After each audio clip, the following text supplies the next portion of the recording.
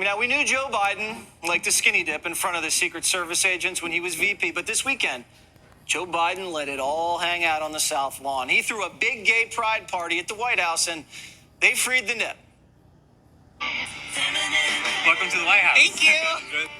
Happy Pride Month. Happy Pride Year. Happy Pride Life. Can we take a little video? Hi, Mr. President. It is an honor. France rights are human rights. Oh, it's a video. Oh, it's a video. What is going Are we topless at the White House? Oh, so they basically opened Hunter's laptop on the South Lawn. But that wasn't one of Hunter's friends. The Flasher's Joe's friend, Rose Montoya. And the Flasher shatters. That's right, the Flasher's trans. And if you're trans, you can do whatever you want. If you shatter, you can do whatever you want. No shoes, no shirt, no problem. Now, if this was going to happen on any White House, I mean, my money would have been on the Trump White House, but no. The trans Flasher happened on Biden's watch. Now, who put together the guest list? Was it the same people who vetted the guys we flew out of Afghanistan? Now, everybody knows there are certain places you just don't flash. Church, school, funerals, probably the White House. Women can't flash at the White House. Men can't moon at the White House. But if you're trans, anything goes. And not only that, Biden called the trans flasher a hero. We all talk about courage. Well, I see more courage in this lawn than I've seen at any time in the recent past. You're some of the bravest and most inspiring people I've ever known. And I've known a lot of good folks. Biden knows Navy SEALs, police officers, and Hunter's cleaning lady. But a guy who got breast implants is the bravest person he ever met?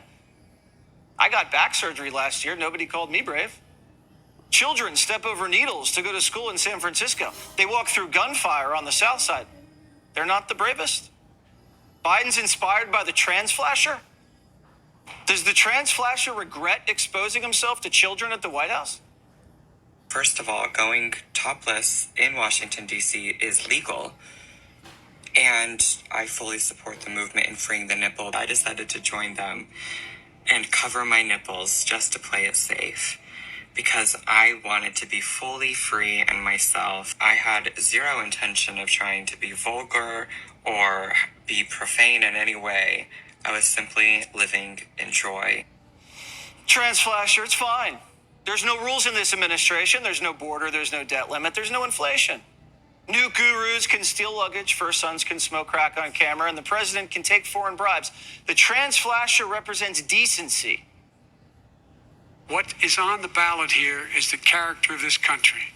Decency, honor, respect. Man boobs at the White House. Moobs. Now, when Trump bought McDonald's and Burger King for the Clemson football team, the media covered it like crazy. The media called him trash. But the trans flasher isn't trashy. When Melania put some red Christmas trees up in the White House, the left called it creepy. The trans flasher isn't creepy.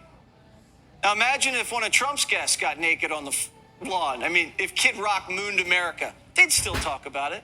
But only trans flashers can moon. Now the Biden White House, after 3 days, said the trans flasher, you ready, is no longer allowed back at the White House. Finally, Joe Biden drew the line somewhere. Except the trans flasher is allowed in your kid's kindergarten class and at any underage drag brunch in the country. Apparently, the White House now has standards. Your kid's class, they're not allowed to have standards. Let's bring in Kirk Cameron. He's an actor and activist who's hosting a brave book story tour at libraries across America. Great to be with you. As it is to be with you. George W. Bush wouldn't even walk into the Oval Office without a blazer on. Now we got a trans flasher. What has changed, Kurt? This is the kind of immorality and disrespect that characterizes this sad and confused group of people. And dragging kids into this evil morass is criminal. And I see that as I'm going to public libraries doing story hours for kids.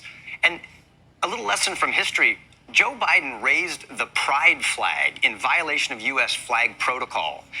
George Washington raised the humility flag during his presidency. As the commander-in-chief of the Continental Army in 1775, he raised the flag of humility with the phrase, an appeal to heaven. And if we want to get America out of this mess and on the right track, we've got to replace pride, which is all about me, with humility, which is about God and one another. That's why I'm writing these books, like this one, Pride Comes Before the Fall, teaching kids about humility and kindness. And what does that mean, pride comes before the fall? this is actually quoting a scripture verse: pride comes before destruction and a haughty spirit before a fall. It's better to be humble with the lowly than to share plunder with the proud. Kids need to understand that pride is the pregnant mother that gives birth to all forms of evil, because it's about myself and about me. Humility is about others, and that's where their blessing is. You mean pregnant person, Kirk? There, you know what? I don't adopt the lexicon. I'm going to stick with reality. And We talked yesterday. There was a guest who said that this trans thing is now a religion. If you don't accept it, you're canceled. It is, in a way, like a religion, because they're basically forcing you to accept whatever it is they believe. Why is this the new religion in America? And not only that, the public schools have become their church, where our children are daily indoctrinated and parents are dogmatically commanded to sacrifice their little hearts and minds on the altar of wokeism while we bring our tithes and offerings in the forms of taxes. Parents need to rescue their kids from this corrupt cult before their progressive priests circumcise them or go all the way and castrate them through a gender transition surgery. That's why it's so important what you're doing and what others are doing to teach kids good values. And that's what I keep doing as I'm doing these books for kids in public libraries. And people can get my book for free if they go to bravebooks.com. So this guy, born a guy, became a woman, got breast augmentation surgery, Kirk. Joe Biden says that's brave. Do you think that's brave? That's an abomination and a disservice and disrespectful to the brave men and women on the beaches of Normandy. And my grandfather, who was a Navy corpsman fighting with the 4th Marine Division in the 24th Regiment in World War II on the battle at Iwo Jima. Bravery is a call to courage to do the right thing, not to violate morality and undermine the very foundations of America. I think we're changing the definition of bravery if we're calling the trans flasher the bravest person Joe Biden has ever met.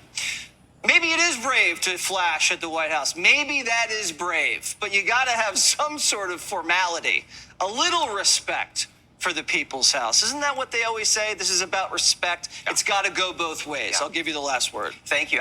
I think we've confused freedom with liberty. Freedom has taken on this idea that I can flash my moves and I can do anything that I want. Liberty, to our founding fathers, was the freedom to do what I ought, to do what is right in the eyes of God, and that's going to be a blessing to you and to your children. We need to get back to liberty and get rid of this license called freedom. Arrest your opponent and praise the trans flasher at the White House. I never expected this from the Biden administration. I should have seen it coming with the skinny dipping and the laptop. Kirk Cameron, thank you very much. Pride comes.